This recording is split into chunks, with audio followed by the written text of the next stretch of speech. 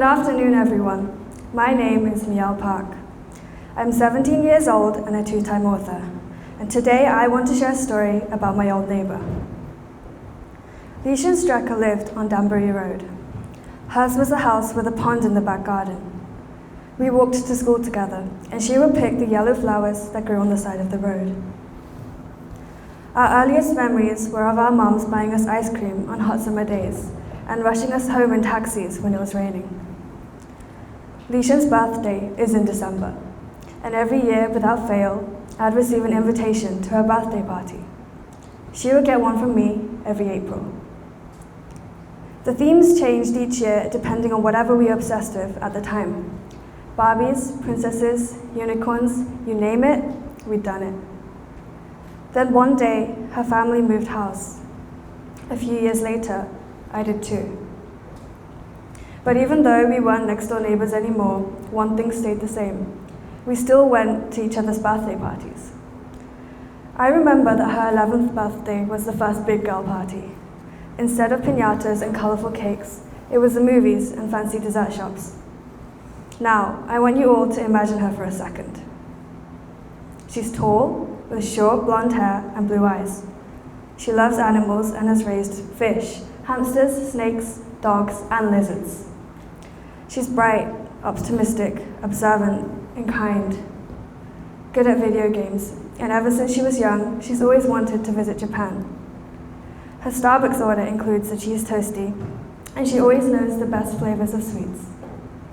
That's the Leishan Strecker that I left when I moved to Korea. Fast forward 1 year, I was in the car, in the basement of my math tutoring class, when my mom said there was something she needed to tell me. I'll never forget what she said.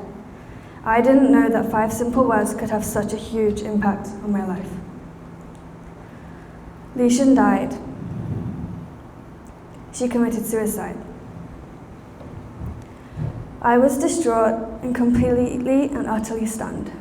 I couldn't accept that she was gone. Someone who had been so alive and so real. What had gone wrong? After the initial shock and denial slowly wore off, I felt numb, and then there was the guilt, which never really left. And in the weeks and months that followed, I found myself asking, what could I have done and what could I have said? Nothing made sense to me, and I felt so incredibly bad for not knowing before it was too late. For a 16-year-old who has a loving family, friends, dreams for the future, and just so much in store for them, to decide that they should take their own life, there must have been an overwhelming amount of hope and despair.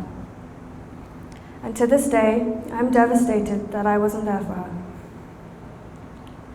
I'll never be sure if a single act of kindness would have changed things, but I am certain that empathy has the power to heal, nurture, and give hope. Empathy.